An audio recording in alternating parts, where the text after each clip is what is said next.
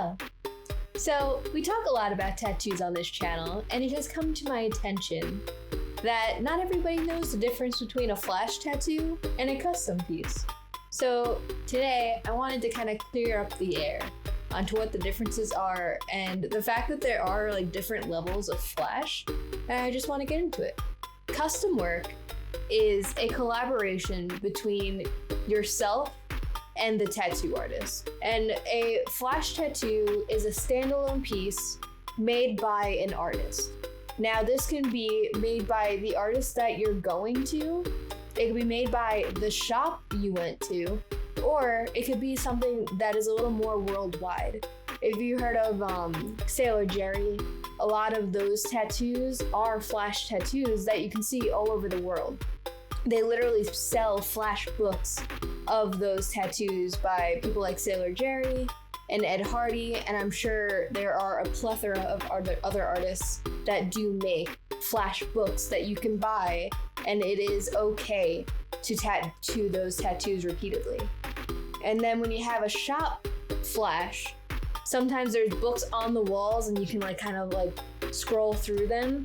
And then of course you have the portfolio books, and then you'll have your flash books kind of in the waiting area. And then you're gonna have the artist specific, and you can only get those tattoos from that artist.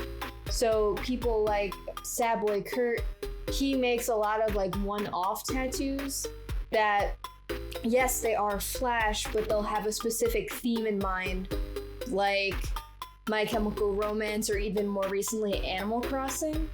And once he tattoos those tattoos, he'll never tattoo them again. But that's not always the case. So another artist, Anthony Walsh, he has started making flash tattoos that he specifically intends to tattoo throughout his career.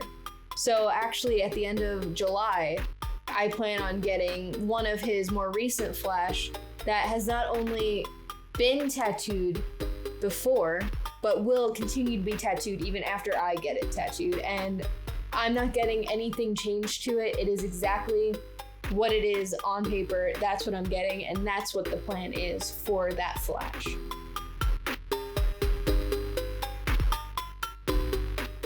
So a flash tattoo, more specifically, is a pre-drawn piece of art that you can get tattooed.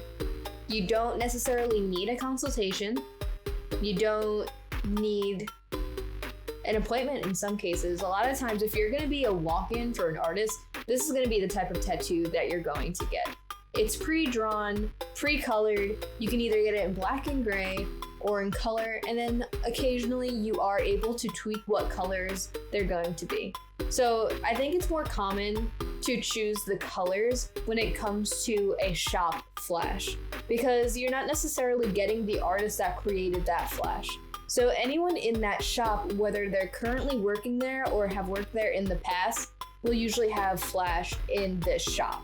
So I actually, on Staten Island, I remember there being books in one of the tattoos, an old school walk-up shop. And I remember there being shade in there because a lot of the artists had quit or left, or for whatever reason they're not there anymore, and they had their flash on the walls still. I don't know why they didn't take them down if it was a problem, but I remember that being a thing. So I don't know.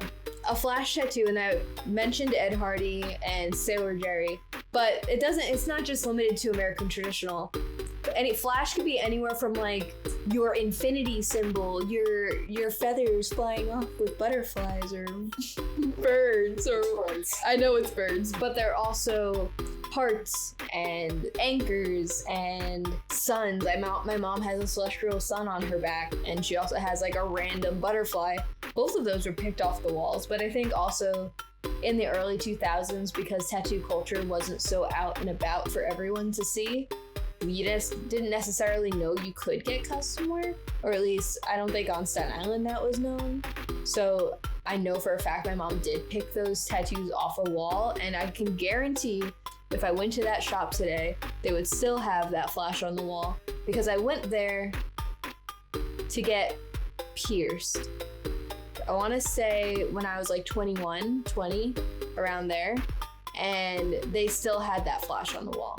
And I know for a fact the artist that tattooed her doesn't work in that shop anymore. So I don't know if he created that flash or if that was shop flash, but either which way, old flash, new flash, whatever it is, any of like your Pinterest tattoos these days have pretty much become flash. A lot of times when I go to tattoo conventions, it's like Pinterest, the tattoo station. Like, I'll see a lot of those. But of course, then we also have our traditional motifs that you see over and over again, like your heart with a banner, your anchor with a banner.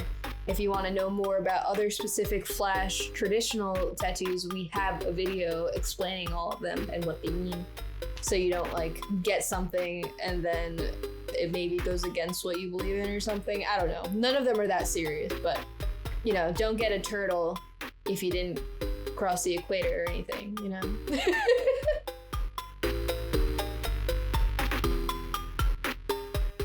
We have our flash that we think of. They're always there. They're always available whenever you go into a shop.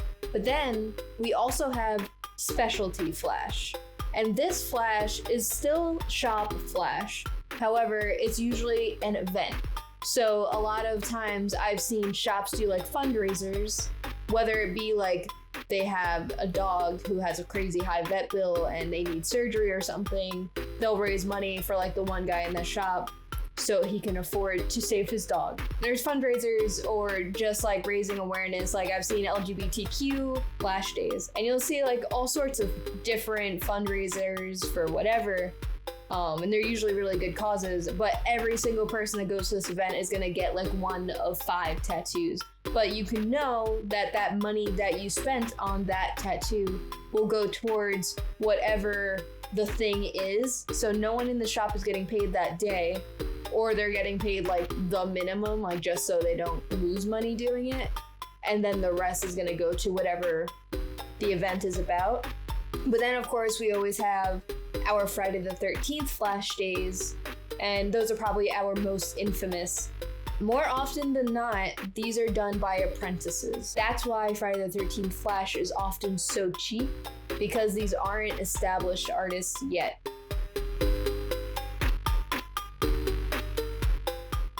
We have our flash days, and now we also have flash, I want to just say like flash themes. I mentioned Sad Boy Kurt a little bit before.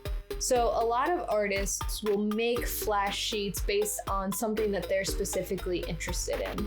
And I think these flash are probably the most appealing to people, because if you have the same interest, maybe it's a niche interest, now you have that opportunity to get, you know, maybe a Harry Potter tattoo or an anime tattoo, maybe a movie you really like or a TV show or band, whatever the case is. A lot of times artists will make a flash sheet based on their interests, and now maybe you have that same interest and you really like one of those designs and you weren't really sure what you would have gotten for that fandom specifically. Now this is your chance to not only get work from an amazing artist, but also to get something that feels very personal to you, even though it wasn't made with the intentions of it being on you.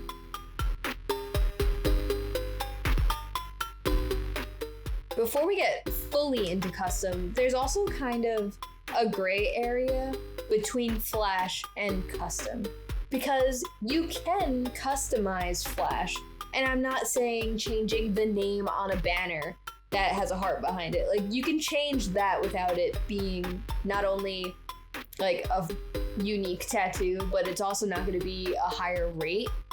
So flash tattoos always have usually a cheaper rate, or at least like a standard rate. Like you'll see at tattoo conventions, like this piece of flash is $150, or this piece of flash is $300 or $600, whatever it is. Flash tattoos usually are a certain size as well. So usually a flash tattoo will either be hand size or palm size. And then of course when we have like the infinity symbol and all of those other like tiny little trinket tattoos, those are obviously going to be smaller. But around this area, if you want that tattoo to last, you want it to be able to blur out a little bit without losing its shape. So there is a specific size it can be shrunk down to. Now you can customize some flash, like maybe there's a rose tattoo and you want to add like a rosebud next to it, or maybe you want to change the coloring of it. Just know that now you're kind of like going in to custom tattoo territory, and now you may have changed the rate for that tattoo. And I think that's fair because now there's more work getting involved into this tattoo. Like changing flash, I think is more than welcome in most cases. So changing like the color of like a petal or a leaf or like a tiger, I don't think that is such a big deal to the point where you should expect a huge increase in the price of your flash. But I would say don't ever just assume that the price will stay the same. Once you start making changes, the tattoo artist absolutely has the right to change that price because you've changed the work. So you can always make something black and gray.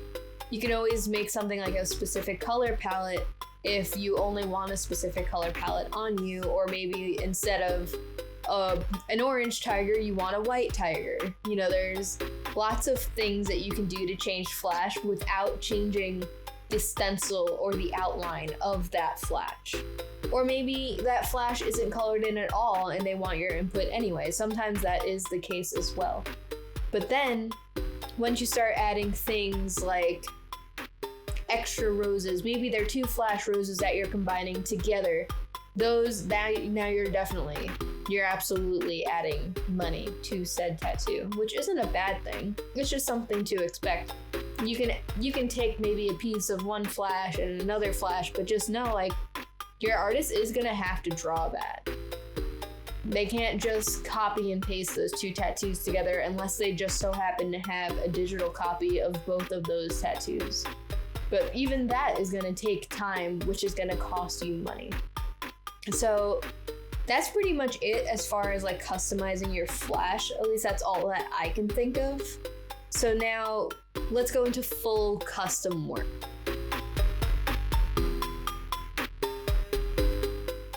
With full custom work, it is a collab, a true collaboration between you and your artist. So I've seen people fully design the tattoo that they want, and I feel like that's not really a collaboration anymore. When you create the tattoo that you want exactly on your body, you're pretty much just expecting that artist to be a printer for you. And I personally feel like that's a little disrespectful to the artist. However, I mean, it is, at the end of the day, it's your body. And if you only want your work on your body, that is your choice.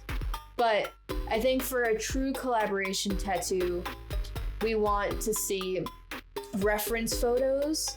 We want, I say we as if I'm an artist. I am the humble client. I think what I would want to provide would be perhaps a picture of a tattoo that they've done that you like, or that you think should like be the base model for your tattoo. So sometimes if I want a specific subject matter, if I want a woman, for instance, I'm gonna go to an artist that I think makes beautiful women in tattoos. Like, I'm not gonna go to somebody that like only tattoos sharks and animals. I'm not gonna ask them to make like a beautiful female for me, because we don't know if they're good at that. And while maybe that's not fair to the artist, that they can never like venture outside of their bubble, I would rather know for certain that I like how that person draws faces, or bodies for that matter. I would like to incorporate a piece of their work and be like, this is work that I really love of yours, and I would love to have something in this realm. Especially if you have an artist that kind of does multiple styles. If they do like one or two specialty styles, maybe just be like, oh, hey, I know you do Japanese traditional and American traditional, but I want an American traditional piece. So just like throw that out there. And then in your consultation, whether it be over an email, on the phone, or in person, then you want to just really describe what you want, especially if something that you want you've seen done before. I don't think you should show that piece of work to your artist because first off, it could be tattoo copying. And we want to avoid that at all costs when it comes to custom work because it's not fair to the person that wears that tattoo and it's not fair to the person that created that tattoo if you just steal that artist's work because they put their time and their effort into it and they got commissioned to create that tattoo for that person. And for you to just slap it on somebody else's plate and for them to tattoo it on you, that's really not cool. And I've heard of people doing this and they've lied to artists saying that like, this is a tattoo on a deceased family member and I want to have this exact tattoo on me, but really it's just a tattoo you saw on Instagram. Like, that's not cool. Don't like trick your artists. Your artist is an artist for a reason. They're not just printers.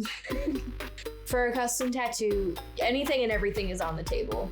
So I would say like figure out where you want it on your body, how big you want it on your body, how much skin you want to cover with this tattoo, and then the subject matter. Don't make your artist guess what type of flower you want or what type of rose you want. Or for I always like to mention my Invisible Man because that's probably my most custom tattoo. Where I wanted the 1933 film adaptation of The Invisible Man with my uncle's glasses and button-down shirt. So obviously, I sent a picture of my uncle wearing his glasses, and I also sent a picture of the specific shirt that I wanted, and I sent a reference of that movie's Invisible Man. Don't just say you want the Invisible Man, because how many times has the Invisible Man been recreated? It's not fair to just assume that your artist knows exactly what you're talking about. And even if they think they know as well, maybe they don't, and maybe they're thinking of The League of Extraordinary Gentlemen is probably the most recent Invisible Man, and there's also that most recent movie that was just called The Invisible Man. And then we have obviously the 1933 one. And then how many times has that character been recreated? I mean, he's in Hotel Transylvania, for crying out loud. Like, what if that's what he's envisioning? Like, that would not have been what I wanted. And I think just to make sure everyone's on the same page, the more references you can give your artist, the better.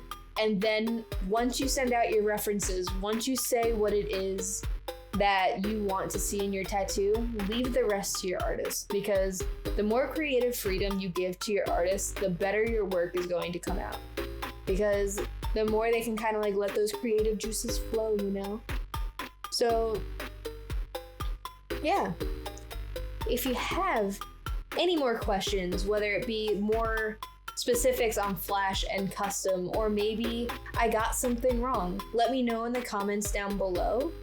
Subscribe if you like content like this and you want to see more videos of mine, and like this video if you like this video, and dislike it if you didn't. But that's it. Goodbye.